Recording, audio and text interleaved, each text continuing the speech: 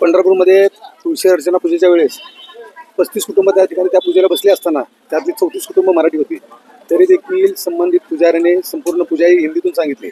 मस्तवालपणे त्या ठिकाणी मस्ती करून त्यांनी मराठी माणसाचा त्या ठिकाणी अपमान केला आहे.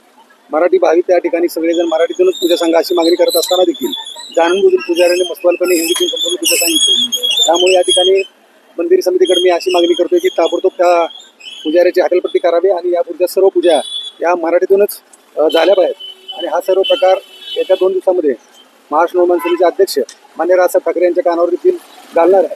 आणि या 2 दिवसामध्ये त्या पुजाऱ्याला मंदिर समितीने जर बाजूला नाही केलं तर निश्चितपणे त्या ठिकाणी आम्हाला मंदिर समितीच्या विरोधात तीव्र आंदोलन करावं लागेल. नमस्कार, रामकृष्ण हरी. श्री विठ्ठल आणि रुक्मिणी मातेच्या मंदिरामध्ये तुळशी अर्चन पूजा या सकाळी, दुपारी आणि संध्याकाळी अशा 3 वेळेस होत असतात. या तुळशी अर्चन पूजेच्या वेळेस जे काही आपण मंत्रपठण करत असतो, स्तोत्र असतात, ते सर्व संस्कृत भाषेतून असतात. सुरुवातीला आपण आचमन करतो, त्यानंतर संकल्प पूजा करतो, त्यानंतर विठ्ठल रुक्मिणी मातेचं स्मरण आणि त्यानंतर विष्णू सहस्रनाम म्हणत असतो. हे सर्व जे काही करत असतो आपण ते संस्कृत या भाषेतून करत असतो. परंतु तुळशी पूजा सुरू होण्यापूर्वी जी आपण या सर्व गोष्टीची माहिती देत असतो ती आपण प्राधान्याने मराठीतून देत असतो. परंतु जी आता तक्रार प्राप्त झालेली आहे 9 ऑगस्ट रोजी हिंदीतून पूजा घातल्याची जी तक्रार आहे, तर हिंदीतून कुठलीही पूजा होत नाही. पूजा ह्या सर्व मराठी आणि संस्कृत या भाषेतूनच होतात.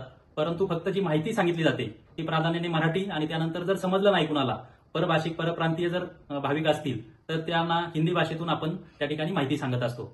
तर निश्चितच त्यांनी केलेली तक्रार सुद्धा मंदिर समितीने गांभीर्याने घेतलेली आहे. मंदिरामध्ये हे पांडुरंग, भगवान पांडुरंग हे महाराष्ट्राचं दैवत आहे आणि या ठिकाणी प्राधान्याने मराठीचाच वापर केला जातो. परंतु पंढरपूरचे भाविक हे परराज्यातून, दुसऱ्या देशातून सुद्धा येत असतात. त्यामुळे त्यांना समजेल त्या भाषेत सुद्धा आपण माहिती देत असतो. निश्चितच या घटनेची मंदिर समितीने गांभीर्याने दखल घेतलेली आहे.